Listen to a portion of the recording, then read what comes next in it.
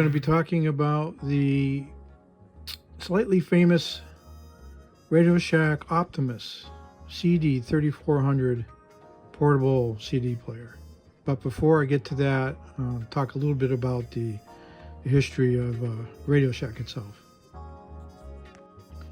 Radio Shack is an American electronics retailer that was established in 1921 as an amateur radio mail order catalog business. It published its first catalog in 1938.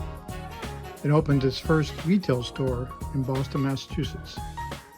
By the early 60s, Radio Shack had expanded to 9 retail stores, plus its mail order business, and was a leading distributor of electronic parts.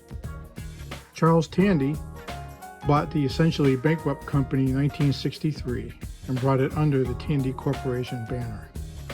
After that, Radio Shack grew to more than 7,300 stores, with its net sales and operating revenues reaching $4.8 billion. Radio Shack became everything electronic: stereo equipment, televisions, speakers, turntables, tape decks of all kinds, CB radios, electronic components and parts. They manufactured most of their own electronic products, but over time did offer their own branded OEM products from other manufacturers. In the 80s, it saw it transition to the personal computer with its TRS-80 microcomputer. And by the late 80s, Radio Shack was one of the leading personal computer manufacturers.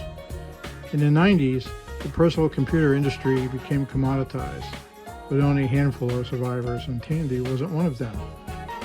In the 90s, they invented the family radio service called FRS, which extended the standard walkie-talkie range for up to 2 miles, and it's still in use today. In the late 90s, Radio Shack was selling more wireless phones than any other retailer. In 1999, Radio Shack launched its website, www.radioshack.com, and in 2003 discontinued printing their United States distributed full-line catalogs. The early 2000s saw an increase in internet music streaming and a decline in home audio systems, which gave rise to cell phones as the #1 consumer electronic product. However, eventually the wireless carriers took over the consumer cell phone market. And in addition, the DIY electronics market pretty much disappeared. Radio Shack found itself without a market and declared bankruptcy in 2015. The company since then has been bought and sold a number of times, and you can still find some Radio Shack stores around, mostly in rural areas. On to the infamous Radio Shack Optimus CD-3400 portable CD player. It was available for 1 year back in 1994 and was primarily marketed as an ultra-slim form factor portable CD player. It was priced at $179.99 but could routinely be found on sale for $129.99.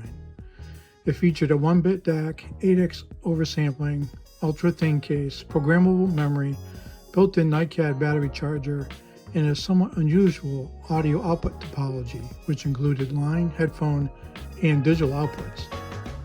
I was introduced to this player at work by my work buddy, who like me was also an audiophile. He said, "You have to hear this CD player." I was always skeptical of being able to discern significant audio differences between pieces of audio equipment. Speakers, yes, but amplifiers and digital audio devices, no, not really. I do believe the audio differences exist, but you need the right auxiliary equipment, no, expensive, to be able to do so. I had my run-of-the-mill RCA portable CD player on hand, and my buddy gave me a CD to listen to. Okay, I said, sounds like most other CDs I listen to. Then he put the same CD into the 3400 and I put on the headphones. I couldn't believe it.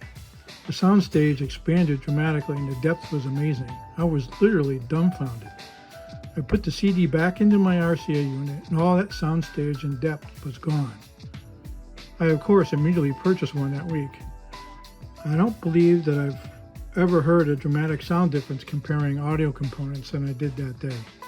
The infamous part of the story is that a well-known audiophile magazine called Stereophile, which is still around today, did a review of the CD-3400 in the July 1994 issue. They went nuts over this player. It was discussed at various times for over a year by 5 different reviewers, no less. Typically, Stereophile reviews a product by one reviewer who then gives his opinion on the product. To have 5 different reviewers evaluate the product was a rare event indeed. Here are just some of the quotes from the articles. "I can't believe this.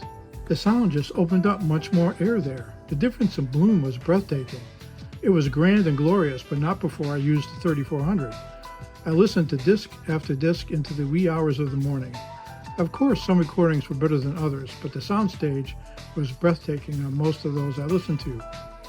I'm enjoying the CD-3400 as much as any CD player or combination of players and processors that I've had in my system. It comes down to air, the sense of instruments and performers in the room, the illusion of the musical event happening live. This seems to have been the hardest thing for a CD playback system to get right. In fact, I've never heard a CD playback system get it right until now." One of the reviewers bought 4 of them.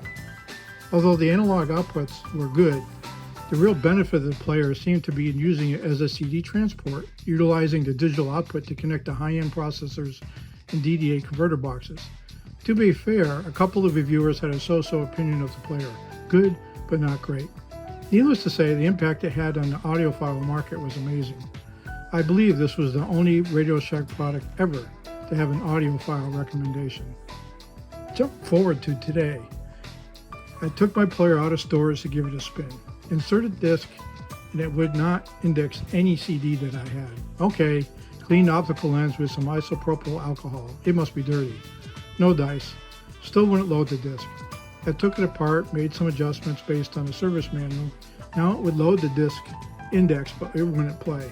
Then I remembered that the last time I used it, I had to lift the front of the unit up a couple inches for it to play. So I tried that, and now it would play. Okay, maybe it's something with the optical lens. I took out my microscope, and when I was looking at the lens, noticed dried little water spots all over the lens. I then proceeded to re-clean the lens with a Q-tip and some isopropyl alcohol. But this time, I used the dry end of the Q-tip to dry the surface of the lens after cleaning it with the alcohol. I reinserted the CD, and bam, it played just fine laying on a flat surface. No more tilt needed. The cleanliness of the optical lens seemed to be the key. After I got it playing, I noticed another problem. The headphone output wasn't working. It was way low in volume and distorted. Typical suspects would be an electrolytic capacitor that has gone bad in a signal path. Looking at the schematics, I noticed that there are 220 microfarad AC coupling caps in the output circuit. So I pulled out my oscilloscope and scoped these caps while it was playing. It was obvious that they were both bad. Went online, ordered a couple new ones, and fixed the problem. I now had a fully working CD-3400 again. I decided to do the same comparison I did back in 1994, listening to the Optimus and RCA players, and the result was the same. Although somewhat source material dependent, the Optimus clearly came out on top. I found myself grabbing a bunch of CDs that I hadn't listened to in quite some time.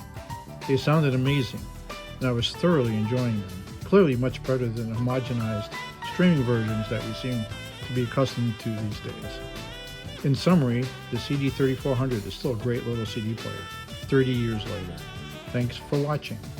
See you next time on Vintage Audio Chronicles.